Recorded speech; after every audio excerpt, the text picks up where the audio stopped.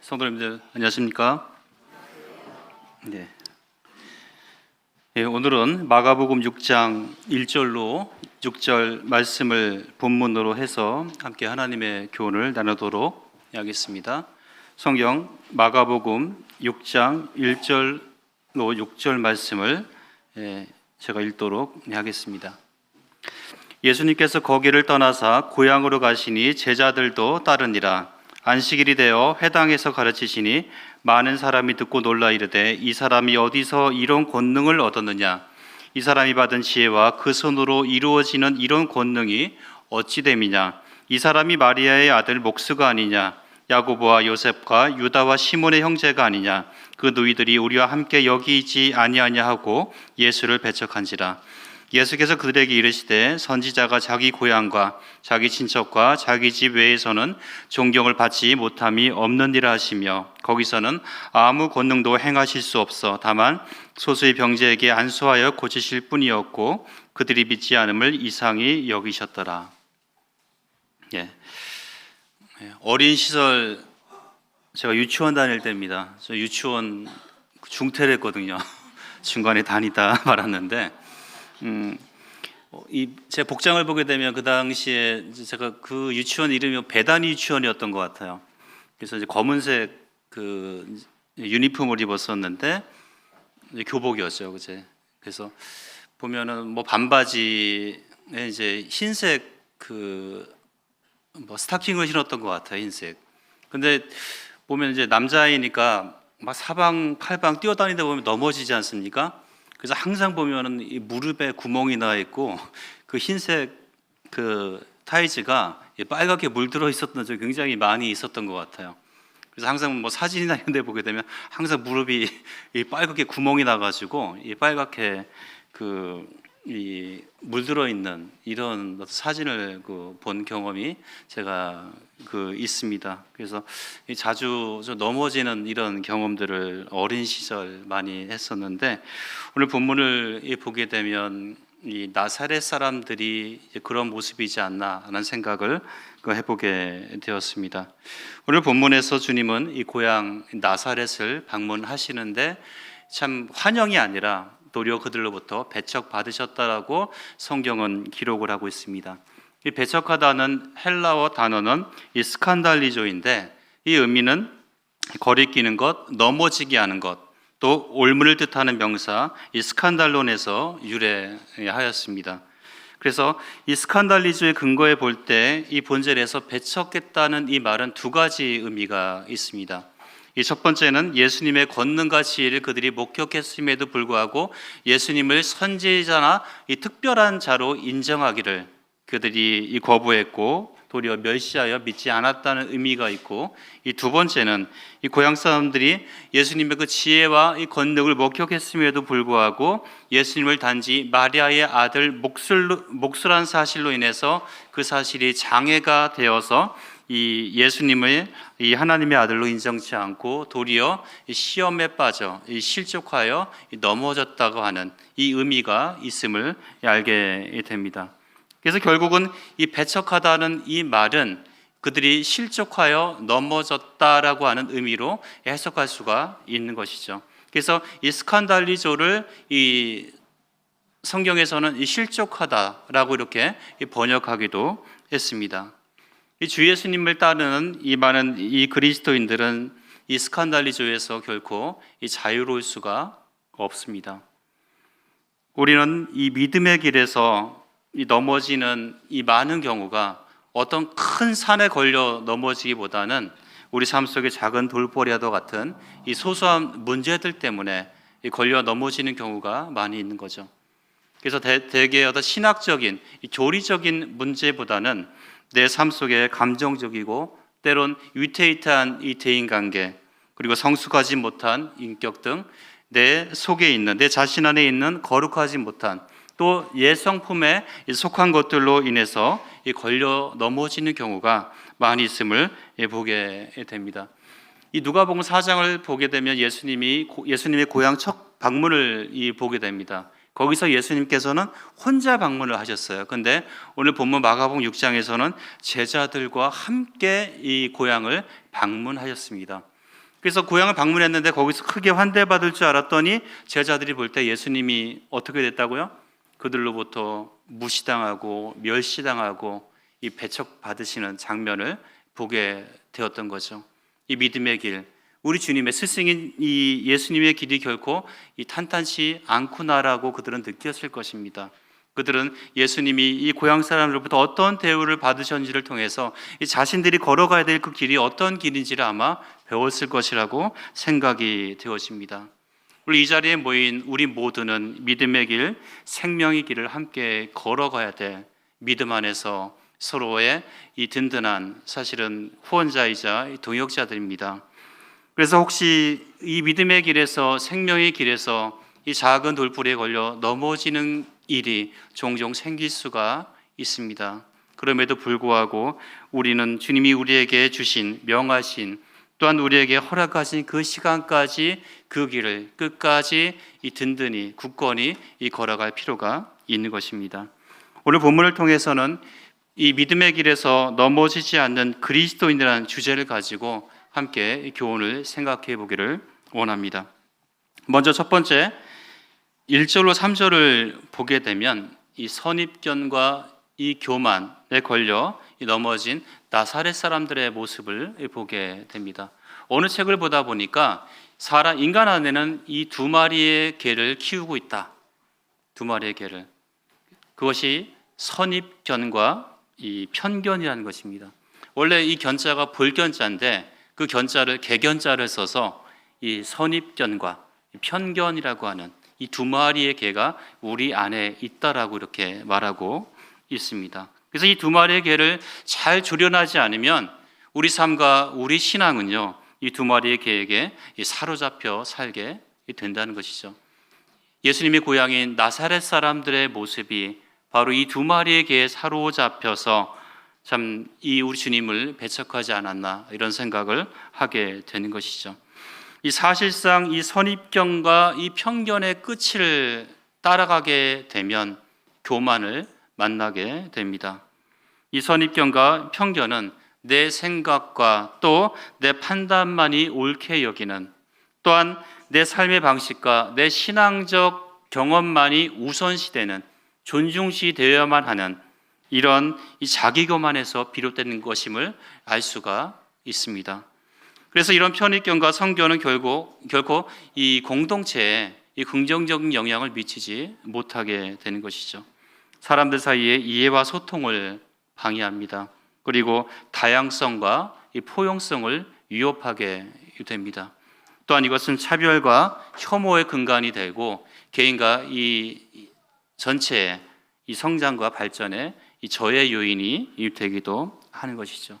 나사렛 공동체는 바로 이와 같았다라고 생각해 볼 수가 있는 것입니다. 2절을 보게 되면 이 사람이 어디서 이런 권능을 얻었느냐, 이 사람이 받은 지혜와 그 손으로 이루어지는 이 권능이 어찌됨이냐, 이렇게 나사렛 사람들이 예수님의 이 회당에 가서 가르치시는 이 얘기를 듣고서 이렇게 반문하고 있는 것입니다. 우리 주님은요, 안식일의 그 규례를 따라서 회당에 들어가서 성경을 읽고 그것을 가르치셨습니다. 누가복음 4장을 보게 되면 4장 16절에 안식일에 늘 하시던 대로 회당에 들어가서 성경을 읽었다라고 기록이 되어 있거든요. 늘 하시던 대로 그렇게 행하셨습니다. 성경을 읽고 그것을 풀어서 주자 사람들은 그 가르침에 놀라게 되죠. 놀라게 되는데 거기서 그쳤다는 거죠. 그러면서 이들은 어디서 이런 것을 얻었느냐, 이 사람의 권능이 어찌 됨이냐 궁금해서 묻는 것이 아니라 믿을 수 없다라고 하는 그 반응, 반문을 하고 있는 것입니다. 이 사람의 기사는 절대 이런 것이 나올 수가 없어라고 생각을 하고 있었던 것입니다. 앞서 마가복음 5장에서 우리 주님이 어떤 권능을 행하셨습니까? 거라사 지방에 귀신 들린 사람을 고치셨어요. 야이로의 회당장 야이로의 죽은 딸을 살리셨습니다. 12회를 혈혈증을 앓는 어떤 누구도 상상할 수 없는 불가능해 보이는 그런 일들을 행하신 것이 우리 주님의 그 권능이지 않습니까? 이 소문이 아마 사방에 다 퍼졌을 것이고 이 고향 사람들도 들었을 거예요. 그럼에도 불구하고 그들은 그것을 받아들이지 않았고 인정하지 않으려 했다는 것이죠. 그들은 믿을 수 없었고 용납할 수가 없었습니다. 우리는 누가복음 4장에 우리 주님이 이 고향을 방문하셨을 때 고향 사람들이 예수님이 어떻게 되어 있는지 그 태도를 보게 되면 이들이 얼마나 예수님에 대해서 악함을 갖고 있었는지 그 모습을 우리가 생각해 볼 수가 있습니다. 이 4장에서 주님이 회당에 들어가서 이제 이사야 61장 말씀을 그들에게 읽어줍니다. 그리고 그것을 풀어주세요. 사람들이 듣고 놀랍니다. 이사야 61장을 통해서 가난한 자에게 복음을 전하게 하시려고 내게 기름을 부으사 나를 보내사 포로된 자에게는 자유를, 눈먼 자에게는 보게 함을, 또한 눌린 자에게는 이 자유를, 내가 은혜의 해를 선포하려 한다고 하는 이 말씀을 통해서, 이 말씀이 바로 자신을 통해서 예수님 자신을 가리키고 있다라는 얘기를 하게 되자 사람들은 그 가르침에 놀라게 됩니다. 그러면서 그 다음에 이어지는 그들의 반응이 무엇입니까? 이 사람이 요셉의 아들이 아니냐입니다. 하나님의 말씀을 하나님 말씀으로 받은 것이 아니라 그들은 이 사람 요셉의 아들이 아니야? 이렇게 반문했다는 거죠. 그러자 예수님은 이렇게 또 얘기하십니다. 주님이 엘리야와 엘리다 시대에 하나님의 이적이 이스라엘 가운데 베풀어져야 했음에도 불구하고 이스라엘이 이것을 거절하자 이스라엘의 수많은 과부가 아니라 사렙다 과부에게, 이스라엘의 수많은 이 문둥병자가 아닌 수리아 사람 나만 장군에게 하나님의 권능이 임했더라고 얘기하자 고향 사람들은 어떻게 했어요? 예수님을 동네 밖으로 내쫓았을 뿐만이 아니라 예수님을 끌고 낭떠러지로 끌고 갑니다. 거기서 밀쳐 떨어뜨려 죽이려고 했다는 것이죠. 무엇이 그들로 하여금 예수님을 향해서 이런 이 극한 악함에 이르게 했습니까? 무엇이 그들로 하여금 예수님을 죽일 정도로 이렇게 몰아붙였을까요? 무엇이 그들로 하여금 이 하나님의 권능을, 무엇이 그들로 하여금 말씀을 보지도 듣지도 못하게 했던 것일까요? 그들은 무엇에 과연 가로막혀 있었을까요? 그들 안에 과연 무엇이 자리 잡고 있었던 것일까요? 예수님이 도대체 무슨 잘못을 했길래? 우리 믿는 자들의 삶 속에도 하나님의 말씀과 성령의 능력이 분명히 역사가 되고 흘러 넘쳐야 합니다. 그럼에도 불구하고 우리 안에 있는 이 두 마리의 개가, 이 개로 인해서 그 능력이, 그 역사함이 막히는 경우가 많이 있는 것을 보게 됩니다. 우리 주님은 요한복음에서 자신이 이렇게 하는 이 말과 이 권능이 어디서 왔는지 그 근원과 출처를 분명히 밝히고 계세요. 요한복음 8장 28절에 내가 스스로 아무것도 하지 아니하고 오직 아버지께서 가르치신 대로 이런 것을 말하는 줄로 알리라. 또한 14장 10절에서는 내가 너희에게 이르는 말은 스스로 하는 것이 아니다라고 얘기하세요. 아버지께서 내 안에 계셔서 그의 일을 하시는 것이라. 내 말과 내 이 권능은 내가 스스로 말하고 스스로 하는 일이 아니라 아버지께서 내게 말하라고 하신, 명하신 그 일을 내가 지금 하고 있다. 그래서 이 권능이, 그 출처가, 그 근원이 하나님께로부터 왔다는 사실을 분명히 말씀하고 계시다는 거죠. 근데 무엇이 그것을 나사렛 사람들로 하여금 그것을 막고 있었을까요? 그들 안에 있는 이 교만이 그것을 막고 있었다는 것이죠. 우리 메시지의 이 설교의 근원은, 출처는 어디입니까? 성경입니다. 하나님 말씀입니다. 메신저는요, 하나님께서 이 성경에 기록한 의도와 뜻과 목적 그대로 선포해야 합니다. 그리고 말씀을 듣는 이 청중들은 그것을 사람의 말이 아니라 하나님이 주신 말씀으로 받을 수 있는 그런 믿음이 필요합니다.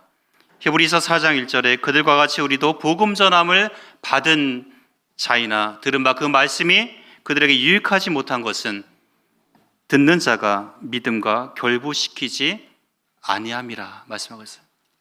하나님의 말씀이 그분의 분명한 뜻과 의도와 목적대로 선포되었음에도 불구하고 그것이 우리에게 유익되지 못하고 우리 속에서 역사되지 못하는 것은 우리가 그 말씀에 믿음으로 화합하지 결부시키지 않기 때문이라는 것이죠. 무엇인가 그 말씀에 장애물을 치고 있다는 것입니다. 나사렛 사람들이 예수님을 대하듯 저 설교자는 어릴 때 내 품에서 뛰놀던 아이가 이렇게 장성해서 말씀을 잘 전하고 있구나 하는 인간적 판단이 아니라 하나님이 주신 말씀으로 우리가 받을 수 있어야 하는 것이죠. 그래야 우리 신앙에 걸림돌이 없어지게 되는 것입니다. 저 어린애가 감히 내게 하나님 말씀을 가지고 이렇게 훈계하더니 내가 저 어릴 때를 아닌데 하나님을 말씀을 가지고 이렇게 지금 가르치고 있다니. 사람에 대한 선입견과 편견이 아니라 이 하나님의 말씀이 우리 속에서 진정 역사가 되고 흘러 넘쳐서 다른 사람에게, 내 자신뿐만이 아니라 내 옆 사람에게, 내 이웃에게 사실은 영향을 줄 수 있는 이런 믿음의 사람들이 되어야 합니다. 그래야지 하나님께서 우리에게 주시고자 하는 그 기회를 우리는 놓치지 않을 수가 있는 것입니다. 우리 가운데 아직 경험이 부족하고 미숙한 이런 설교자들이 있습니다. 그럼에도 우리 서청직교회는 이 하나님이 주신 은사를 따라서 모든 성도들이 전신자의 제사장의 이 삶을 살도록 은사를 따라 섬길 수 있는 이 기회들을 많이 제공을 하고 있습니다. 그리고 모든 성도들이 그렇게 되기를 간절히 소원하고 있습니다. 그래서 우리는 은사 있는 이 설교자들을 발굴하고 그들을 교육하고 훈련을 하고 있습니다. 물론 아직 많은 부분에 있어서 이 부족한 부분들이 분명히 있어요. 그럼에도 그들은요, 이 설교자들은 하나님 앞에 가지고 있는 거룩한 부담감이 있습니다. 그들은 말씀을 붙들고요, 기도하고 또 기도합니다. 하나님 앞에 그들은 엎드리고 또 엎드려요. 그 준비 과정을 보게 되면 내가 아직 나이가 어린데 이런 말을 해도 되는지, 혹시 이것이 예의에 어긋나는 것은 아닌지, 내가 말씀을 지금 잘 올바로 분별하고 있는지, 이런 생각과 걱정 속에서 사실은 애쓰면서 이 말씀을 준비를 하고 있습니다. 그래서 우리 모두가 좀 그들을 좀 기다려주고 또 함께 기도해 줄 필요가 있지 않나라는 생각을 하게 되는 것이죠. 그럴 때 하나님께서는 이 서충주교회 가운데 하나님 마음에 합한 훌륭한 메신저를 세워 주실 것입니다. 이 하나님의 열심이라는 그 찬양에 이런 가사가 있는데 굉장히 제 마음에 감동이 됩니다. 이런 가사가 있어요. 조금 느린 듯해도 기다려 주겠니? 조금 더딘 듯해도 믿어줄 수 있니? 내가 가는 그 길 절대 헛되지 않으니 나와 함께 가자. 앞이 보이지 않아도 나아가 주겠니? 이해되지 않아도 살아내 주겠니? 너의 눈물의 기도 잊지 않고 있으니 나의 열심으로 이루리라. 조금 느린 듯해도, 조금 더딘 듯해도 기다려주고 기도해준다면 이 하나님께서 우리 가운데 분명 이 훌륭한 일꾼들을 세워주시리라 믿습니다. 우리에게 그런 기다림과 또 기도가 필요한 것을 보게 되는 것이죠. 또 3절을 보게 되면 이제 이 사람이 마리아의 아들 목수가 아니냐라고 사람들은 얘기해요.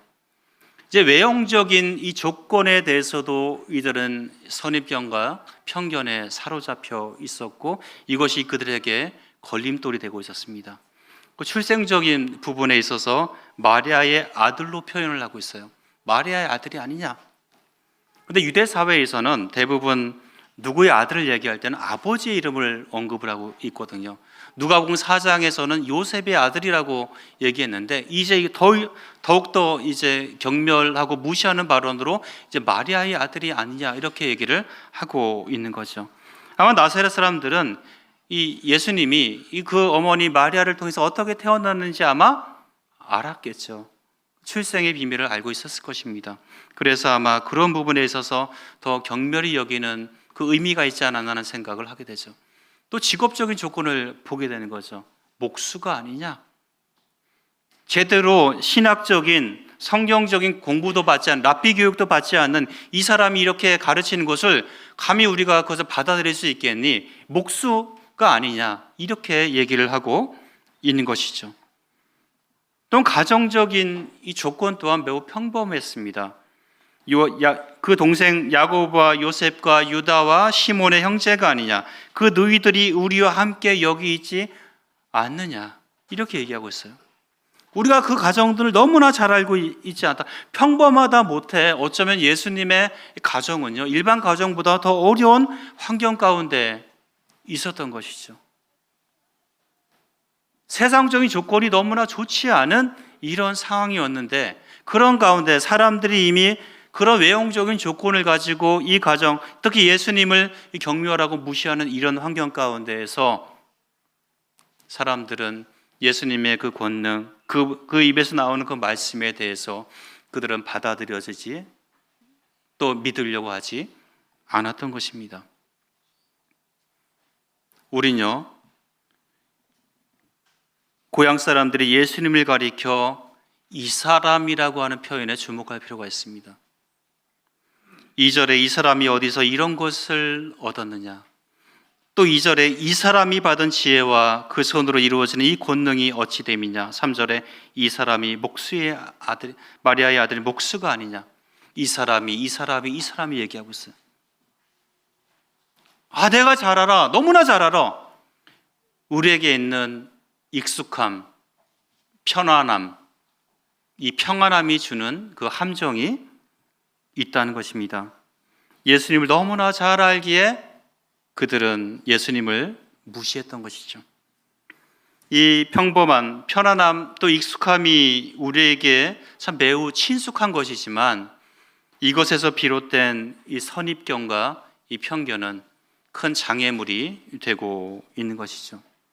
사실상 이런 익숙한 곳에서의 그 관계의 어려움이 있습니다. 편안한 사람들과 너무 편하다 보니까 어려움이 될 수가 있다는 거죠. 익숙함 속에서의 사역의 어려움이 있습니다. 그 사람 너무나 잘 알기에 이런 섬김의 그 어려움이 생길 수가 있다는 것이죠. 우리는 우리 가운데 새로운 일꾼들이 또 일어나야 합니다. 우리와 함께 이 하나님의 말씀을 듣고 함께 섬겼던 성도 중에서 다음 세대에 또 다른 리더가 세워져야 합니다. 그런데요, 쉽지가 않습니다. 왜냐하면 우리가 그들이 어떻게 나고 자랐는지 그들의 전 생애를 너무나 잘 알고 있기 때문이라는 거죠. 너무나 익숙하고 편하기 때문에 그들이 우리 가운데 리더로 세워진다는 것을 우리는 쉽게 받아들여지기 어려운 이런 환경 가운데 있지는 않습니까? 그래서 어쩌면 그 훌륭한 사람들이 이곳이 아닌 다른 곳에 눈을 돌리는 경우가 많이 있다는 것이죠. 우리에게 너무나 익숙한, 어쩌면 너무나 편안해 보이고 평범해 보이는 그 누군가가 다음 세대 리더로 우리 가운데 세워지려면 너무나 많은 수많은 힘든 과정들을 거쳐야 하지는 않을까요? 왜냐하면 이 익숙함이, 이 편안함이 주는 그 거부감이 있습니다. 그리고 함께 있는 분들의 시기심도 때론 따를 것이겠죠. 그래서 누군가 우리 가운데 장로나 집사로 세워지면 나와 별반 다를 것이 없는, 또 나와 함께 같이 공차하고 같이 뛰놀던 저 동생이, 저 사람이 장로와 집사로 세워진다고 우리 가운데 시기 아닌 시기, 질투 아닌 질투가 생겨날 수가 있습니다. 또 불공평해 보이죠. 불합리해 보이고요. 이런 결정을 한 현 리더들에 대해서 이제 불만을, 불신을 갖게 될 수도 있게 되고, 이렇게 되면 이 공동체가 어려워질 수가 있는 것이죠. 그럼에도 불구하고 이 교회가, 이 서충주 교회가 보다 더 성숙해지고 건강해지려면 이런 선입견과 편견, 우리 가운데 있는 익숙함과 이 편안함이 주는 그 함정을 뛰어넘어서 우리 모두가 하나님 앞에 순전한 마음으로 서 있어야 되지 않을까. 하나님이 진정 우리 가운데 누구를 세우기를 원하시는지 우리가 믿음의 눈으로 하나님의 그 뜻을 분별하는, 이 기도하는 마음이 필요하지 않을까, 이런 생각을 해보게 되는 것입니다. 독일에서요, 독일에 인기 있는 이 초콜릿 브랜드가 있죠. 그 페레로의 킨더 초콜릿이 있습니다. 이 킨더 초콜릿에서 어느 날 유럽 축구 선수권을 맞아가지고 축구 이벤트를 하게 됩니다. 그 독일 국민들에게 굉장히 큰 선물을 하기 위해서 이제 새로운 포장지를 만드는데, 그 새로운 포장지에 아랍 소년과 흑인 소년의 얼굴이 새겨진 포장지를 만들어내요. 근데 이 일이 있자 이제 논란이 일기 시작합니다. 왜냐하면 독일의 이 극우 단체인 이 페기다가 이 포장지를 비난합니다. 어떻게 이 독일 사회에서 유색 인종의 그 광고가 버젓이 이 포장지에 이렇게 인쇄돼서 나올 수가 있냐라면서 이 극렬히 이 부분을 강하게 비판을 하게 됩니다. 근데 나중에 알고 보니까 이 소년들이 누구냐? 독일 국가대표 축구 선수들의 어린 그 모습이었다는 거죠. 그래서 터키계 독일인 일카이 퀸도안과 가나계 독일인인 제림 이 보아탱의 어린 시절의 사진을 독일 축구 팬들에게 선사하기 위해서 특별 이벤트로 이것을 만들어냈는데, 이 극우 단체에 이 반대가 있었죠. 근데 나중에 이 사실을 알고 나서 수많은 사람들이 이 독일의 극우 단체에 항의를 하게 되고, 결국 그 단체는 이 게시물을 삭제하게 됩니다. 이 사건은 우리에게 매우 중요한 교훈을 주고 있습니다. 나이와 성별, 출신지, 인종, 장애와 같은 우리 스스로 선택할 수 없는 조건을 이유로 차별하는 것은 매우 잘못된 일이고 불합리한 일이라는 것이죠. 성도님들, 이런 외형적인 이 조건에 우리가 지나치게 신경 쓰다 보면 진정 가치 있는 것을 우리가 놓치게 된다는 것입니다. 우리에게 너무나 익숙한 사람, 평범해 보이고 편안해 보이는 사람이란 이유로 우리가 기도해주고 격려해주고 우리 가운데 충성스럽게 섬겼던 젊은 세대들이, 어떤 성도들이 이 교회를 떠나지 않도록 해야 합니다. 우리 가운데 하나님의 일꾼들이 우리와 함께 섬겼던 누군가를 통해서 반드시 세워져야 한다는 것이죠. 예수님의 고향 이 나사렛이 이 두 마리의 개를 잘 조련했다고 한다면, 이 나사렛에서 우리 주님은 다른 곳에서보다 더 많은 수많은 능력들을 행하셨을 것이고, 나사렛은 수많은 기록들을 성경에 남겼을 것입니다. 그런데 그들은 이 기회를, 이 은혜를 상실하고 맙니다. 두 번째는요, 4절로 6절에 그들은 이 불신에 걸려 넘어지게 됩니다. 이 불신의 돌불에 걸려 그들은 넘어지게 되는 것이죠. 주님은요, 고향 사람들의 멸시와 배척에 대해서 선지자가 고향 밖에서는 이 존경받는 일이 있지만 자기 고향과 자기 친척과 또 자기 집에서는 존경받기가 매우 어렵구나라고 이렇게 말씀을 하고 계십니다. 그래서 거기서는 아무 권능도 행하실 수 없다라고 말씀하고 계세요. 아무 권능도 주님이 권능이 없어서, 능력이 없어서 행하시지 않느냐? 결코 그렇지 않습니다. 우리 주님의 능력에 문제가 있어서 아무 권능도 행하시지 않은 것이 아닙니다. 주님의 그 사랑이 없어서 아무 권능을 행하시지 않은 것이 아니라는 거죠. 우리 주님의 그 자비와 긍휼히 여기심에 문제가 있는 것이 아니라 무엇 때문에? 그들의 불신 때문에, 믿지 않음 때문에, 그들이 그것을 원치 않기 때문에 주님이 그것을 행하시지 않았다라고 성경은 기록을 하고 있습니다. 주님이 성경을 읽고 그것을 풀이해 주자 많은 사람들이 그 가르침에 놀라웠어요. 놀라움을 표현했지만 거기까지였다는 것이죠.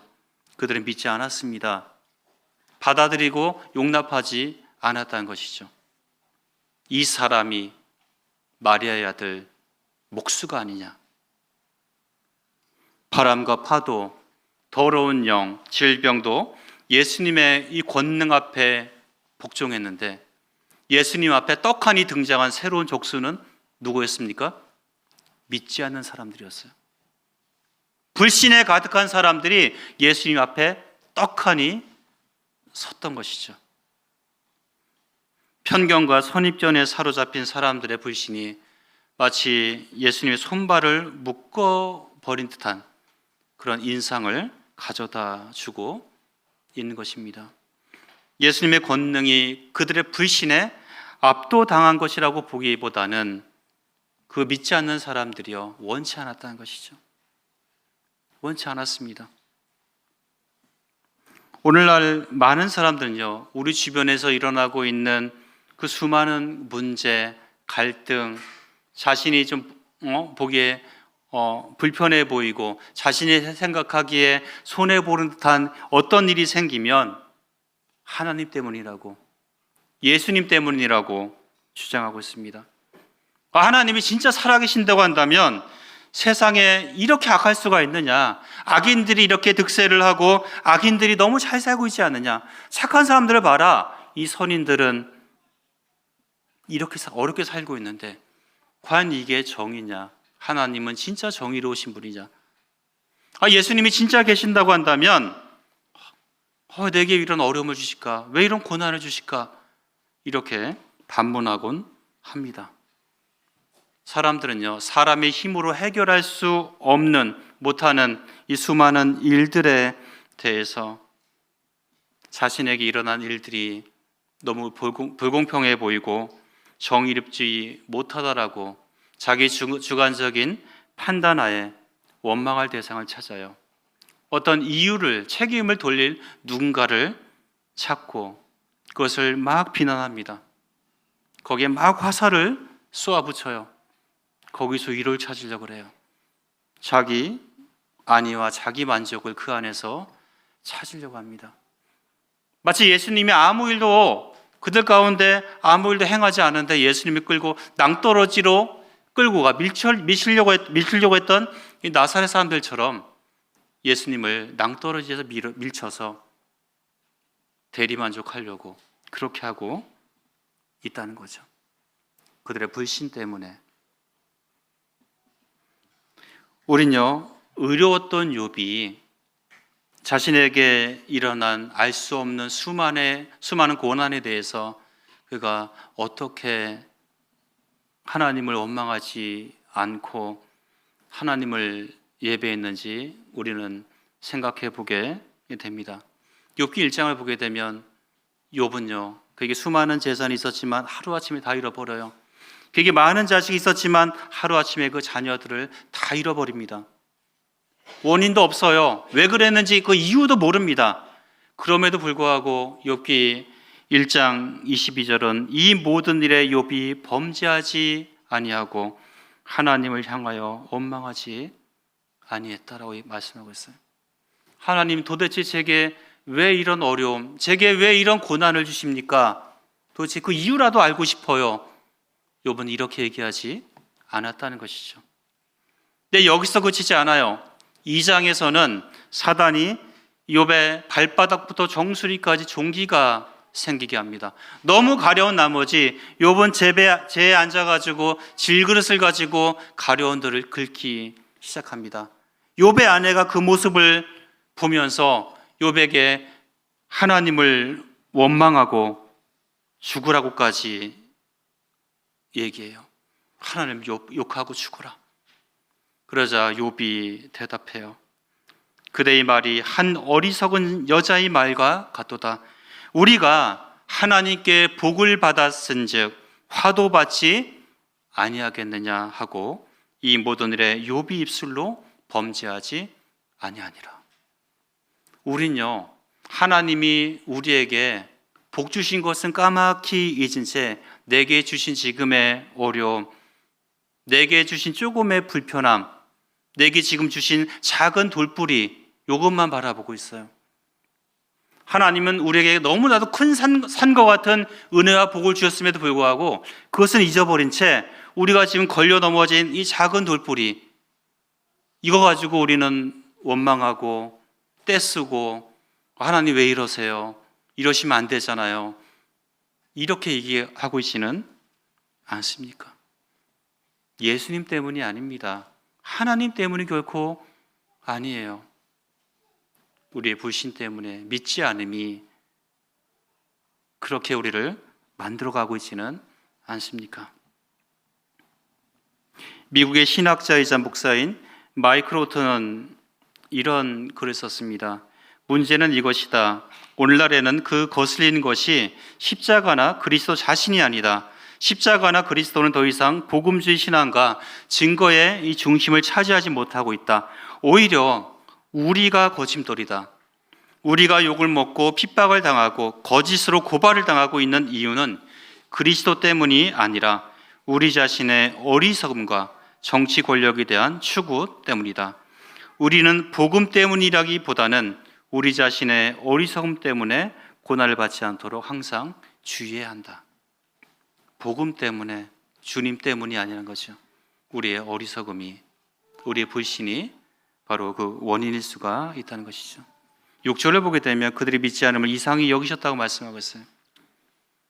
주님의 그 수많은 권능에도 불구하고 고향 사람들이 자신을 배척하고 믿지 않음에 대해서 이상히 놀랍게 여기셨다고 얘기를 하고 있습니다. 그런데요, 지금 이 시대에는요, 믿지 않는 것이, 하나님을 믿지 않는 것이, 예수님을 거절하는 것이 결코 이상하지 않은 이런 시대에 우리가 살고 있습니다. 주님 시대나 현 시대나 불신은 전혀 놀라운 것이 아니란 거죠. 데살로니가서 5장 2장 11절 12절을 보면 하나님이 미혹의 역사를 그들에게 보내사 거짓 것을 믿게 하심은 진리를 믿지 않고 불의를 좋아하는 모든 자들로 하여금 심판을 받게 하려 하심이라고 말씀하고 있어요. 우리 이 말씀을 오해하면 안 됩니다. 하나님께서 고의적으로 실제로 미혹의 영을 그들에게 고의적으로 보내서 강압적으로 거짓 것을 믿게 하셨다고, 유도했다라고 이렇게 오해해서는 안 된다는 거죠. 이것은 오히려 사람들이 고의적으로 하나님의 은혜의 말씀을 거절하고 그리스도의 십자가를 고의적으로 일부러 강하게 거절한, 그래서 하나님께서 그들을 그대로 내버려 두신 이 하나님의 허용을 의미하고 있다는 거죠. 이 11절을 보다 쉽게 쉬운 성경에서는 이렇게 번역을 하고 있습니다. 이들이 진리를 따르는 것을 거부했기 때문에 하나님께서는 그들이 진리를 떠나 헛된 것을 좇아서 잘못된 길로 가도록 내버려 두셨습니다. 인간의 그 마음의 완악함이, 그들의 강한 이 거부가 거절이 그들로 하여금 그렇게 되도록 하나님께서 내버려 두셨다는 거죠. 하나님이 믿지 않는 자들을 상실한 마음 그대로 내버려 두셨다고 하는 로마서 1장의 표현처럼 그렇게 해서 사람들이 이 진리를 믿지 않고 이 불의를 너무나 좋아하는 이 시대를 살아가고 있는 것입니다. 그러므로 믿지 않음이 전혀 이상하지 않은 이런 세상인 거죠. 그런데요, 하나님을 모르는 믿지 않는 사람들은 그렇다고 할 수 있어요. 더 큰 문제는 뭐냐? 성도들의 불신이라는 거죠. 성도들의 불신. 1855년 1월 영국 런던의 사우스 워크에 있는 뉴 파크 스트리트 채플에서 스펄전은요, 이 불신의 죄라는 이 제목으로 설교를 합니다. 그 설교에서 그는 이런 얘기를 해요. 크리스천의 불신은 믿지 않는 사람들의 불신과 본질적으로 동일하다는 것입니다.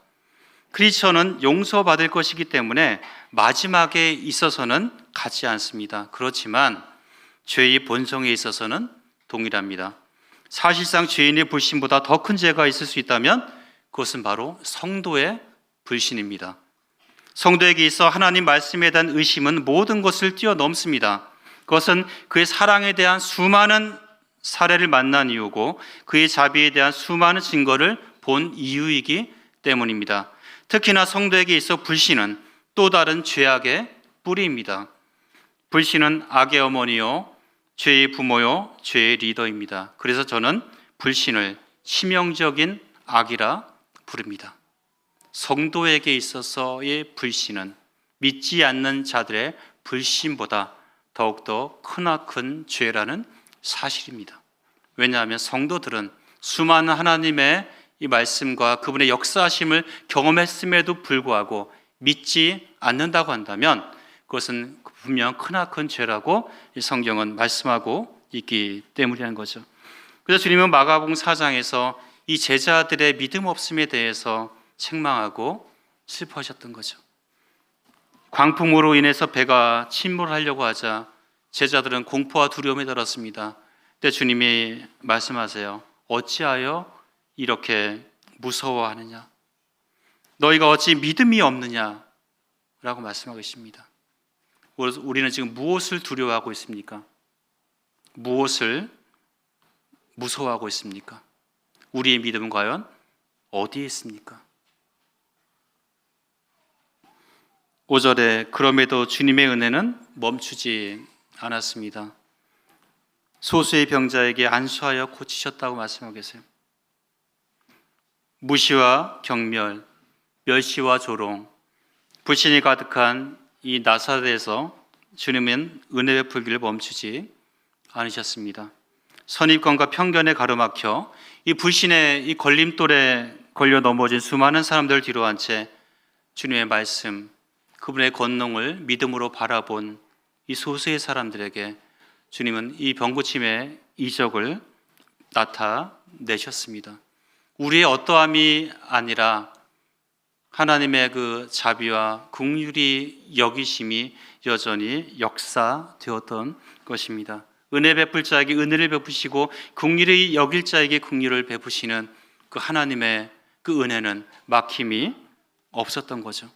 나의 어떠한 모습, 나의 작은 돌뿌리와 상관없이 주님은 그렇게 은혜를 베풀기를 멈추지 않으셨던 것을 보게 되는 것입니다. 우리는 결론적으로 시편 37편 23절, 24절 말씀을 주보이죠. 함께 읽도록 하겠습니다. 시작. 여호와께서 사람의 걸음을 정하시고 그의 길을 기뻐하시나니 그는 넘어지나 아주 엎드러지지 아니함은 여호와께서 그의 손으로 붙드심이로다.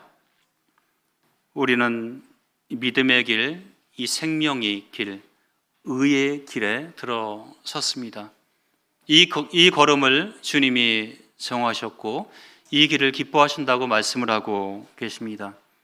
간혹 우리 가운데 우리 삶 속에 있는 작은 돌뿌리에 걸려 넘어질 수 있지만 아주 엎드러지지 않는다라고 얘기하고 있습니다. 우리의 작은 돌뿌리가 어떠한지 어떤 종류인지 그 수많은 돌뿌리라 할지라도 그것이 문제되지 아니하고 여전히 하나님의 붙드심, 우리 주님의 그 붙드심이 있기에 의인은, 믿는 자들은, 그리스도인은 결코 넘어지지 않는 것입니다. 첫 번째, 우리의 익숙함과 편안함이 믿음의 길에 걸림돌이 될 수 있음을 기억해야 합니다. 이런 익숙함과 편안함의 함정에 갇혀서 하나님이 우리에게 주신 기회와 하나님의 그 일하심을 우리는 막지 말아야 하는 거죠. 또 말씀을 전하는 자들은 연약하고 부족할 수 있지만 우리의 연약을 도우시는 성령님을 의지하여 선포된 하나님의 말씀은 반드시 역사가 되고 능력이 됩니다. 들려진 말씀에 믿음으로 아멘으로 화답하시고 함께 우리가 그 은혜를 나누는 이런 성도들이 되기를 간절히 소원합니다. 일단 믿는 자에게 있어 불신은 크나큰 죄입니다. 그것은 믿지 않는 자들의 불신보다 더 큰 책임이 있음을 우리는 분명히 기억해야 하는 것입니다. 의심 많은 도마에게 주님 말씀하시죠. 손을 내밀어 내 옆구리에 넣어보라. 그리하여 믿음 없는 자가 되지 말고 믿는 자가 되라. 도마는 실질적으로 주님의 못 박이신 손과 옆구리를 만져봤습니다. 그리고 나서 믿었죠. 우리는 주님의 구원하심을, 십자가에 못 박힌 예수 그리스도를 신이 경험한 자들입니다. 그래서 우리의 이 신앙은, 믿음은 실제적이라는 것이죠. 허상이 결코 아니라는 것입니다. 그렇다고 한다면 우리는 도마와 같이 믿음 없는 자가 아니라 믿는 자가 되어야 할 것입니다. 기도하시겠습니다.